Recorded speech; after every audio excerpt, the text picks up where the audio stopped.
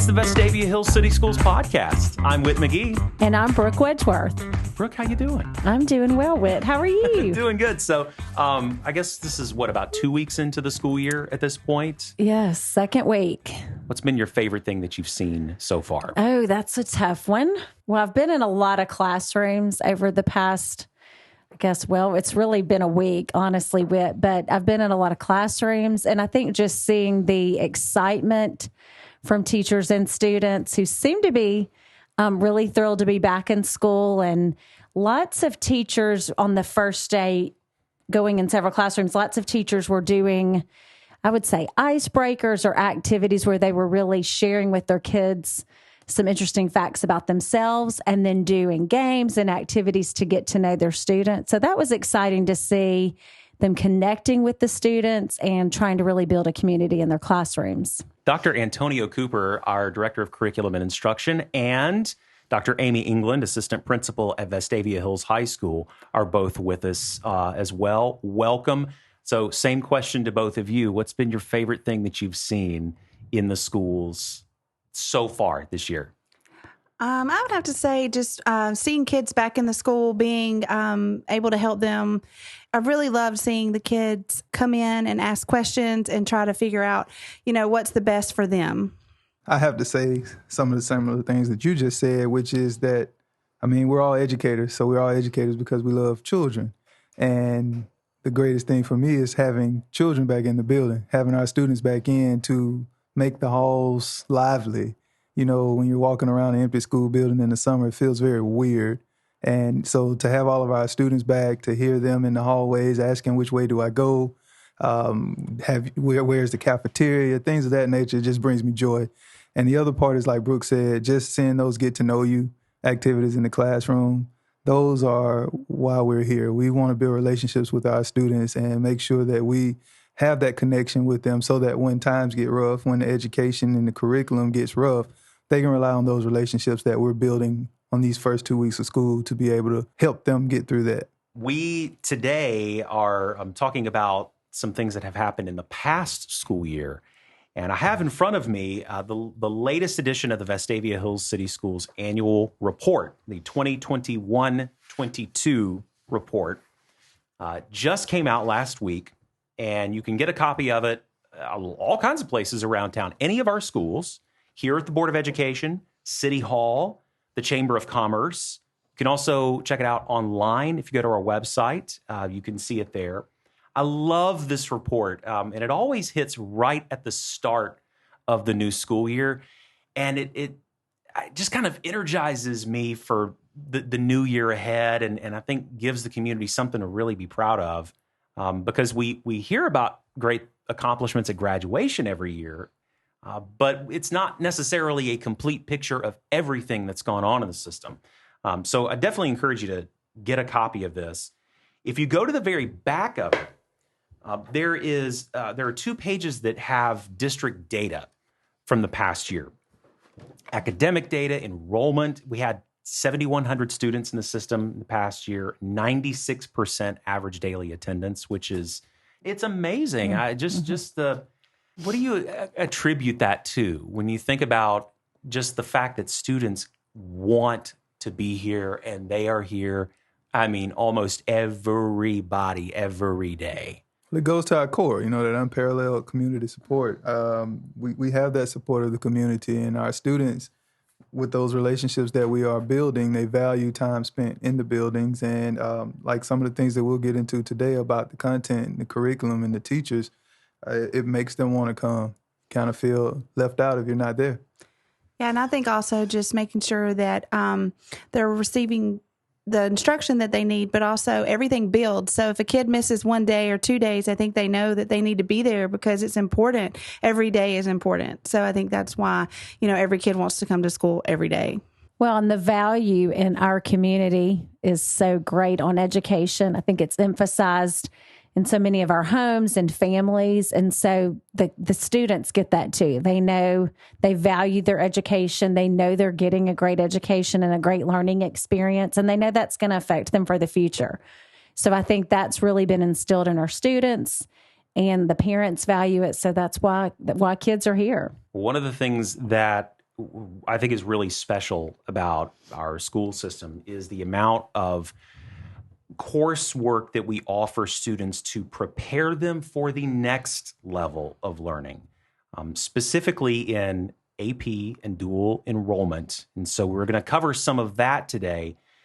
Can you tell us a little bit about, first of all, what AP, what advanced placement is and why it is significant to a student's learning?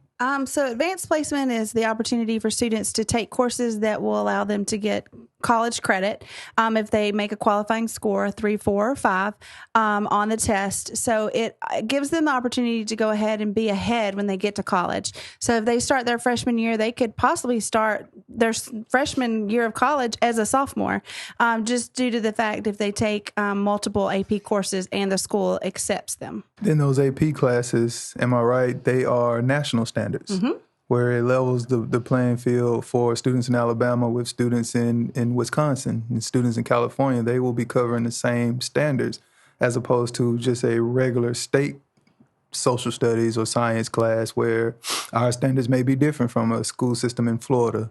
But if a student is taking an AP class at Vestavia Hills High School, it is following the same standards that a student would be taking in Tennessee.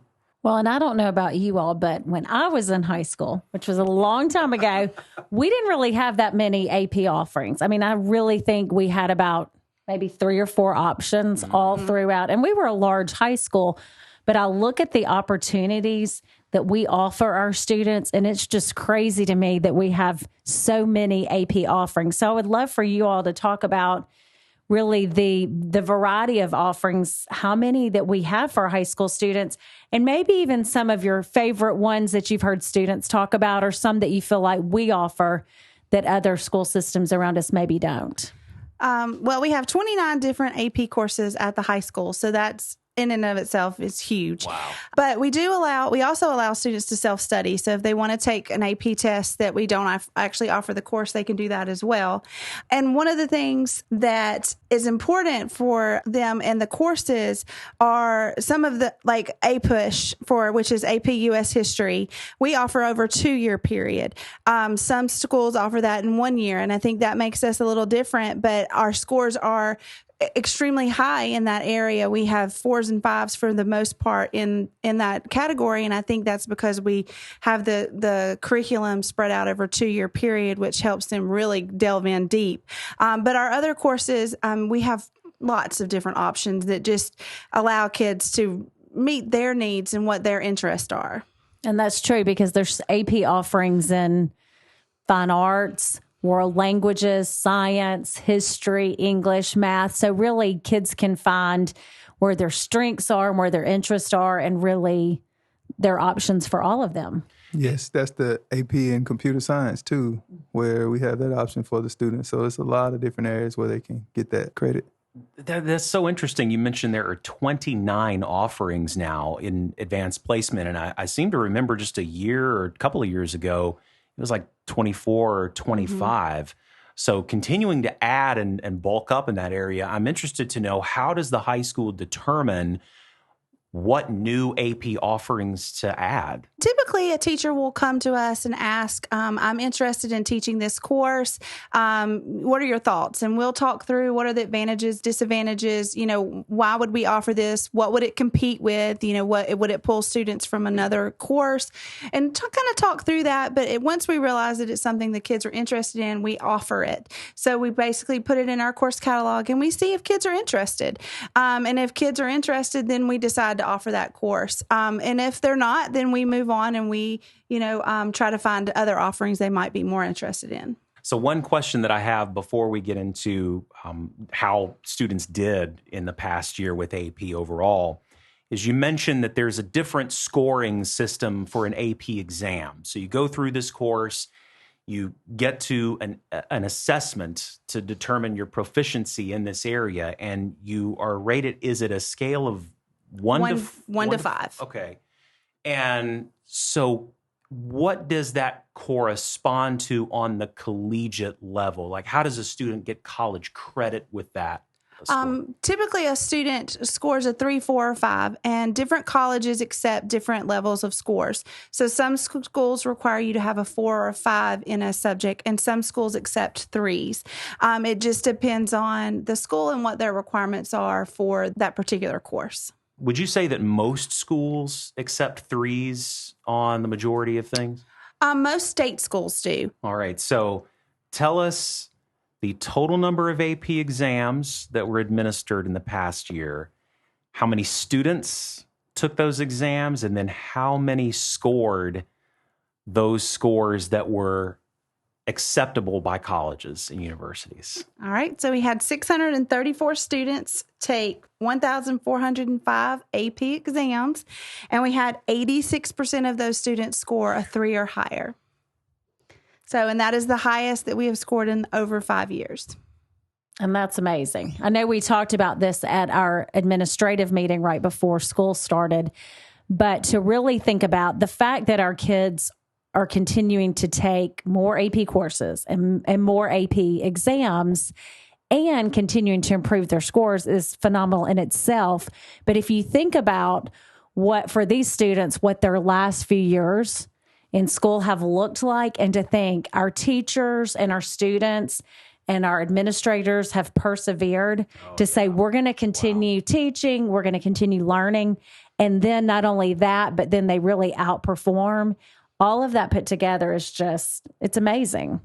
That is just fantastic. So what would you attribute that improvement to? You just mentioned this is the highest percentage of students have scored those 3 or better scores in 5 years? 5 years. What do you chalk that up to? I think just coming back from COVID, I think everyone was ready to dig in, and I think our teachers really took the time to focus on their training, focus on the coursework, and really delve in and try to get the kids brought back to where they should be. They did a lot of prep work and a lot of extra work this past year to help with that. So one of the other areas that is, I guess, similar somewhat to AP is dual enrollment. How would you contrast AP from dual enrollment? How do they different things that they serve or different goals? What's the difference there? Dual enrollment is an automatic college credit. So you don't have to worry about taking the test at the end of the course. You have to pass the course. So it's a little bit different and has a little bit less writing on that one test. So if you we have English 101, English 102, pre-calculus algebra, and pre-calculus trigonometry that you can take at the high school with a VHHS teacher. We also have other offerings that students can take at Jeff State and UA Early College. We have a few students this year taking Calculus 3. They needed that higher level of calculus. Otherwise, I think the biggest difference is they are higher level, but they're not necessarily always the same level as like an AP course might be, because there is a lot of outside national standards that go along with that. Well, and what a great opportunity for our high school students to be able to go ahead and get college credits while they're in high school, and with the support of, their parents maybe at home, but our teachers. So obviously I'm a little biased, but I love that our teachers are teaching these courses. And so the kids really get the care and support they need to be successful in those classes at the high school level. And to be clear, the classes that our teachers are teaching that are dual enrollment are through Jeff State.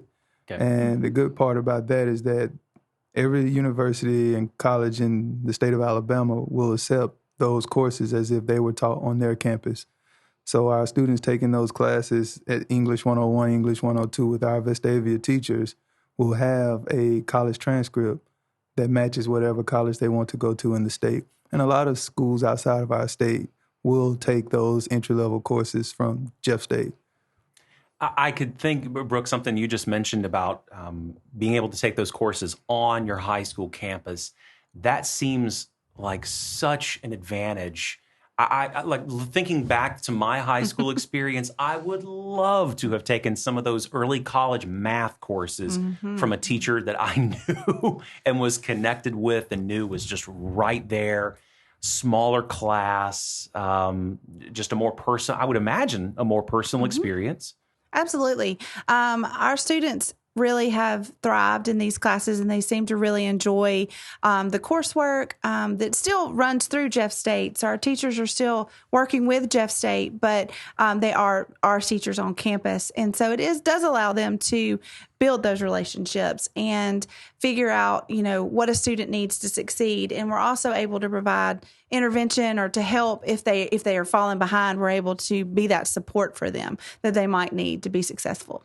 And all of those answers are great, but let's just be honest. We were all juniors and seniors in high school at one point in time. And by them being able to take those college courses while they're at high school, they still get to enjoy their entire high school experience, as opposed to leaving campus and going away and missing out on a pep rally, missing out on whatever the senior activities that they have going on, if it's dress up day or whatever the seniors are doing, or any kind of just campus rivalry, preparing for the big homecoming game and things of that nature. They will still be well immersed in the Vestavia High School experience while they're taking college courses, and that's the most important part. That's a fantastic point. You still get your full high school experience while already getting immersed in college. So are there any data points that you're looking at the high school to see how students are doing?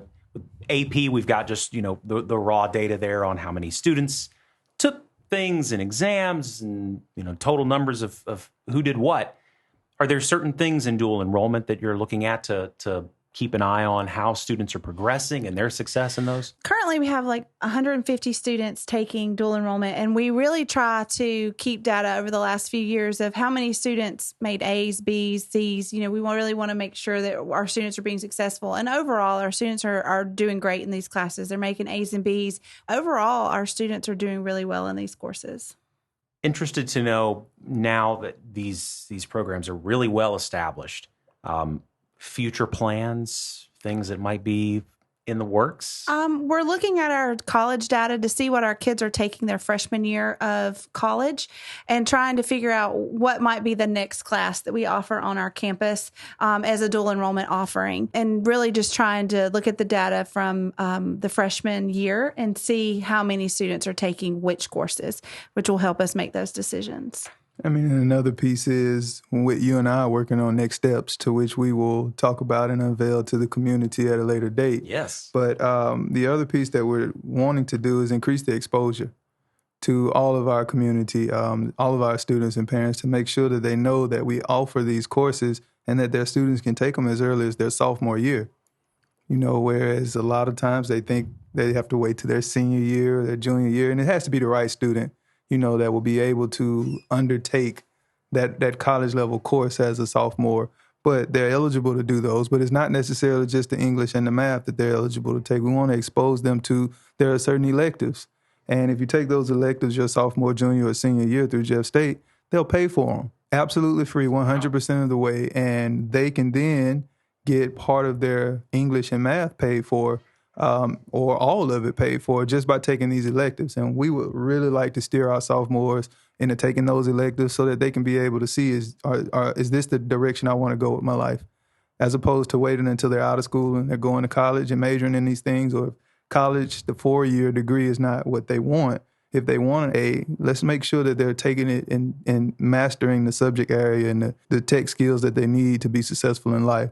And so we want to enhance that exposure, and that's the plan, and then to continue to work with Jeff State to put together pathways that make sense, that anybody who's looking at it can be able to see, okay, this is where these classes are taking me, and these are the types of jobs that I can get after I get out of high school with certification. And that being said, we can then connect business and industry to our high school even more, so that they can look specifically for these students that start taking these elective classes their sophomore year, and then maybe possibly get into math and science their junior and senior year, and they can already have a workforce being developed right in our schools. That's fantastic. Just to be able to give every student the opportunity to have that solid footing, even in high school, to go have these opportunities that are unique and tailored to each individual student. That's fantastic. I know. So many great opportunities. And what parent wouldn't want courses paid for or partially paid for or discounted for college? Absolutely. Well, this has been a great conversation. Thank you both for joining us. And yes, Dr. Cooper, you mentioned Vestavia Next Steps, We are working on that. We are slated to have a conversation with you a little bit later in the school year here on the podcast. We'll be covering that and all that entails for students at every level, just to prepare every student to take their next step. So look forward to that conversation. Thank you both. Brooke, good to see you. Good to see you. And thank you so much for listening to the podcast. We'll talk to you again soon.